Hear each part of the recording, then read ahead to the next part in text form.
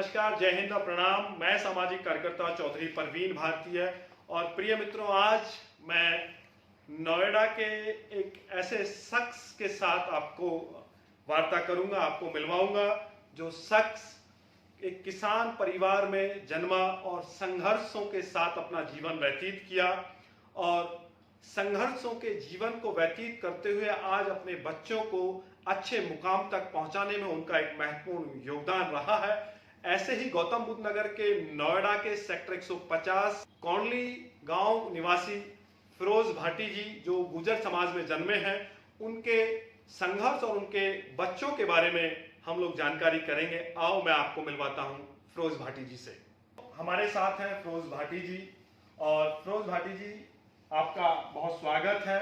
मैं सामाजिक कार्यकर्ता हूं और सामाजिक कार्यकर्ता होने के नाते जो आपका संघर्ष है, उस संघर्ष को लोगों तक पहुंचाना चाहता हूं, ताकि आपकी जो आपका संघर्ष रहा है वह लोगों के लिए प्रेरणा बने और वह भी अपने बच्चों को आप ही की तरह आगे बढ़ाने और शिक्षा के क्षेत्र में अपना उनका योगदान रहे, इस तरीके से यह बात लोगों तक जाए। तो मेरा पहला प्रश्न यह है कि फिरोज भाटी जी, आपका गांव नोएडा के सेक्टर 150 का कौंडली गांव है। इस गांव में आपका जन्म हुआ, तो मैं जानकारी चाहूंगा कि आपके पिताश्री का क्या नाम था। कृपया आप अपना नाम और अपने पिताजी का नाम। मेरा नाम फिरोज भाटी है, पिताजी का नाम श्री जयपाल सिंह। तो आपकी जो प्रारंभिक शिक्षा हुई वो कहाँ हुई और कहाँ तक आप पढ़े हैं? गांव में ही स्कूल था जी।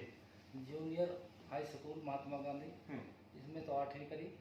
इसके बाद अमीचंद कॉलेज कासना में है, इसमें हम 10वीं करी हमने। तो आपकी पढ़ाई कक्षा 10 तक हुई है। हाँ। उसके बाद आप क्यों नहीं पढ़ पाए? उसके बाद हमने जो परिवार में और कोई बच्चा था नहीं, हमारी माताजी ने और दादाजी ने बड़े संघर्ष में साथ। आप अकेले भाई हैं? जी। एक भाई और एक बहन। अच्छा। हाँ। एक बहन है छोटी। ओके। तो उन्होंने फिर हमारी शादी कर दी। पढ़ क्यों नहीं पाए आगे? परिवार की क्या परिस्थिति रही ऐसी? पिताजी नहीं थे। बाल्यकाल में ही, आप जब बाल्यकाल में थे पिताजी का देहांत हो गया? जी। सन 1977 का 17 नवंबर 1977 में मेरा जन्म हुआ था और सन 80 में हमारे पिताजी का देहांत हो गया। तो यानी कि जब आप 2 वर्ष की आयु आपकी थी, उस समय आपके पिताजी का देहांत हो गया। जी जी। तो जीवन जो है पिता के बिना सहाय के आपका व्यतीत हुआ है। जी जी। तो ये जो आपके जन्म से और आज तक, यानी कि विवाह के समय तक जो संघर्ष रहा है, वो कैसे आप लोगों ने जीवन, क्योंकि ये खादर का क्षेत्र हुआ करता था उस समय, जो आज वर्तमान आधुनिकता है, उस समय ऐसी आधुनिकता नहीं थी। बिल्कुल जंगल और खेती बाड़ी भी बहुत अच्छी नहीं थी, तो यहाँ बाढ़ आ जाया करती थी, बाढ़ के कारण फसलें नष्ट हो जाती थी।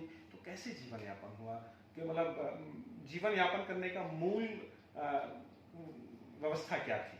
बस हम तो बच्चे थे, हमारे दादाजी थे, माताजी थी, तो उन्होंने ये ढोर जंगल को पालते थे और जो भी खेती बाड़ी जो हुआ करती थी वो ठेके साझे को दे देते थे। तो उनका जो हमें जो मुट्ठा आता था उससे अपना स्रोत आगे चलता था और ये ढोर जंगल रखते थे, दूध बेच के अपना गुजारा किया आगे चल के। तो कई कारण रहे थे कि जो घर में सदस्य नहीं कम होते हैं और गार्जियन ऊपर नहीं होते हैं, तो शिक्षा भी आगे नहीं चल पाती और गुजारा भी अच्छे से नहीं चल पाता। तो यही कारण रहा कि हमारी जल्दी शादी होगी और शिक्षा नहीं मिल पाई आगे। तो अभी आप पे कै बच्चे हैं? 4 बच्चे हैं। बेटी क्या है? 2 बेटी हैं। बेटी बड़ी है छोटी है? बड़ी बेटी है, 2 बेटा है और छोटे हैं। तो अभी बेटी का विवाह, दोनों बेटियों का विवाह? हाँ जी, हाँ जी, दोनों बेटी। अच्छा। तो बेटियों की शिक्षा आपने कहाँ तक कराई, कहाँ तक पढ़ी है आपकी बेटियाँ? बड़ी बेटी ने हमारी ने, क्या नाम है बड़ी बेटी? अंजना। अंजना, हाँ। अच्छा, अंजना ने LLM करके, ओके, और अब LLM करके और कोर्ट में बैठती हैं। कहाँ? दिल्ली में। जी। दिल्ली में कौन से कोर्ट में बैठती हैं? साकेत? हाँ, साकेत में। जी। छोटी बेटी का क्या नाम है? छोटी बेटी का नाम है भारती। वो भी क्या है? वो फिलहाल वर्तमान में आप फिलहाल सरपंच हैं। उनकी कहाँ शादी हुई बेटी की? बड़ी बेटी कहाँ है और छोटी बेटी कहाँ है? बड़ी बेटी तो है दिल्ली जी, गढ़ौली, ओके। और छोटी बेटी है पाखड़ गांव है, फरीदाबाद में पाली पाखड़ गाँव। पाली पाखड़ गांव है, हम्म, वेदपाल सरपंच हम्म, का बेटा है बड़ा, तो उसके बेटे को अच्छा।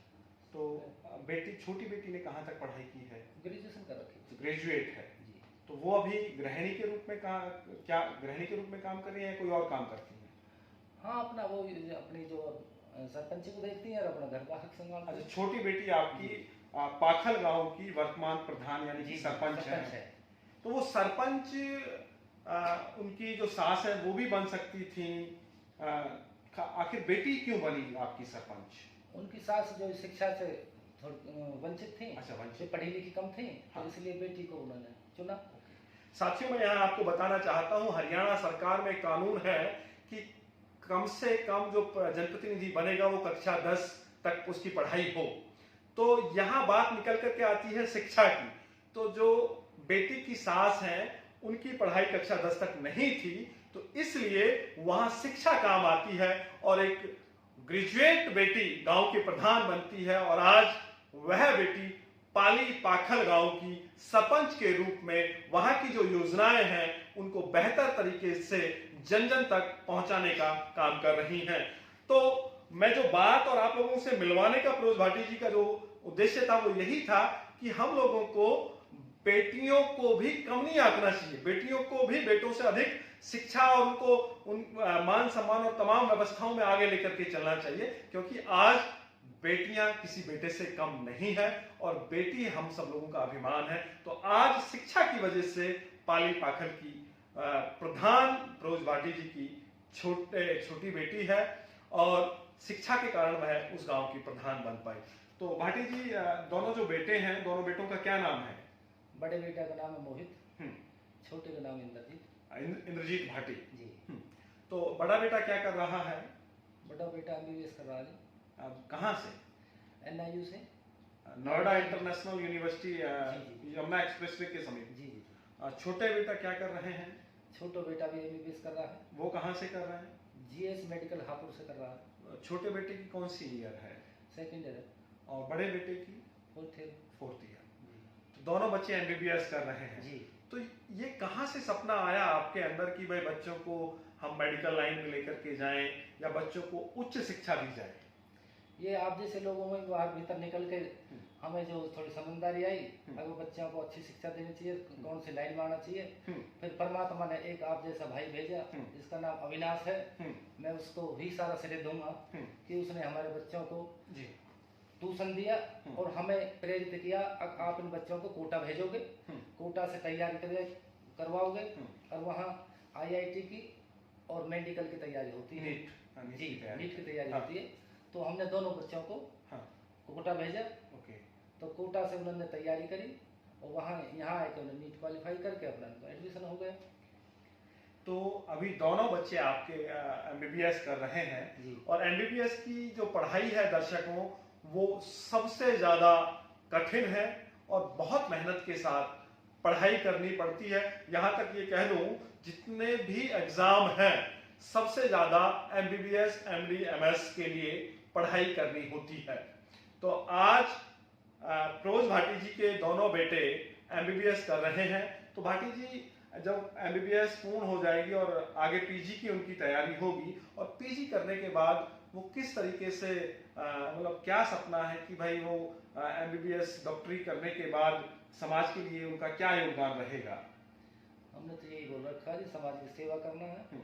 ये जो भी कोई पीड़ित ऐसा है लोग हो जो हैं, तो उनसे ज्यादा से ज्यादा उनकी मदद करो।